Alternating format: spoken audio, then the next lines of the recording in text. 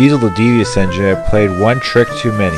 Having nearly gotten Boko and his passengers into a serious accident, Diesel was relocated to the scrapyards to be far away from the other engines. Diesel was not at all thrilled to be working at the scrapyard. Despite his arrogance and pride, Diesel was secretly terrified to be anywhere near the scrapyard. He considered it a desolate place. When he arrived that evening, a scruffy-looking foreman barked orders at him. "You're on night duty tonight. Do as you're told and we won't have any trouble." "What are my duties?" Diesel said meekly. "You're Shunter, aren't you? Shunt the scrap engines into line to be cut up." "Yes, sir," sighed Diesel.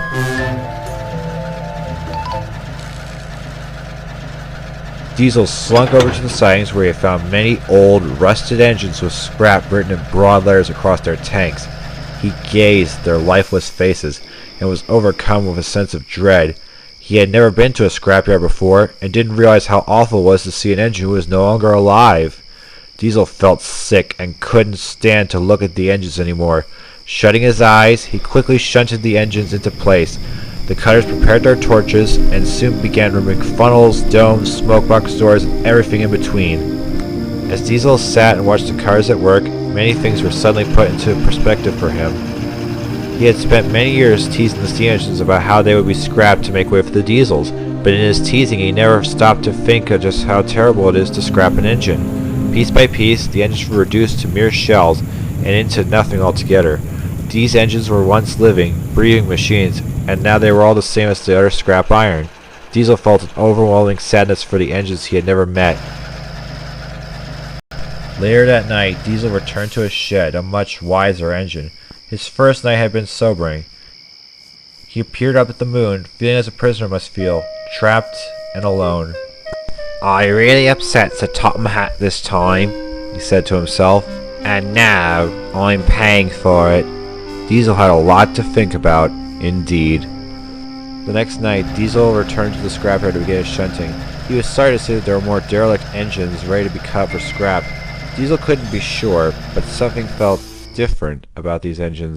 Then, a thick fog started to settle among the sidings. The moonlight reflected eerily off the rusted boards of the scrap engines. Diesel heard what sounded like a faint whisper, echoing from the bowels of the old engines. Diesel listened intently as the whispers grew louder. As the words became clearer, he felt a chill run down his back. "You did this. You did this. You did this," the echoes called. "What did I do?" Diesel called. "You're the reason we lost our way." "But I never sent anyone for scrap," he cried. "You wished it on us, and you should be ashamed. We're the steam engines you tricked, and your tricks made us lose our lives." "I'm sorry if I made these engines fall off that path. I promise I will never do it again."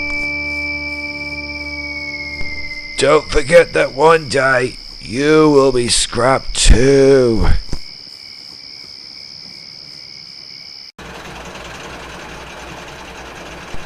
Then the whispers ceased, and the yard fell silent.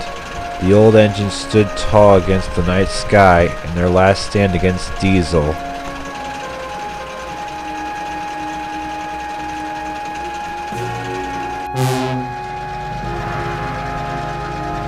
Diesel didn't know what to say, but he knew they needed to leave. Without speaking to anyone, he slunk silently away into the night. He didn't know where he was going or what he would do, but anything was better than facing his demons in the cold, damp sidings of the scrapyard.